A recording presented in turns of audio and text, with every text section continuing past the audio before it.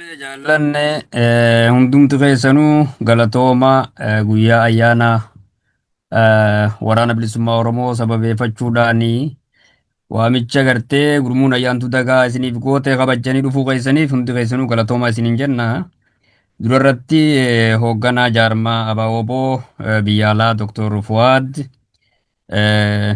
itti gaafatamaa godina Awurooppaa jaalgotomsaa mudhii fi akkasumas koree gamtaa Iskandinaaviyaa koree gurmuulee ayyaantuu dagaa gurmuu Abaaboo Iswiidin Burisoo Boruu akkasuma ammallee bakka bu'oota hawaasa Oromoo akka Afooshaa Booranaa Bareentoo Afooshaa Ifaa Bilisummaa fi waldaa hawaasa Oromoo Harargee.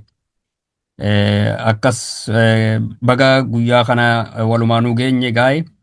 Guyyaan kun egaa durii akkuma beekamu waraana bilisummaa Oromoo yookaan dhaaba keenya ABO keessatti qofatti gaggeeffamaa ture. Amma immoo bal'atee akka guyyaa gartee sabni tokko guyyaa ifiitti ilaalee waan gartee guyyaan kun guyyaa kana jee ittiin beekamu san akka waliigalaatitti hawaasota Oromoo hundumaa hammatee bifa saniin kabajaa jirra.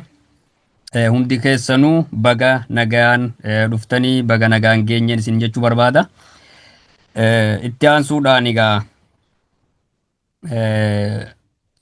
karaa diinagdeetti silaa dursa yaadalleen waan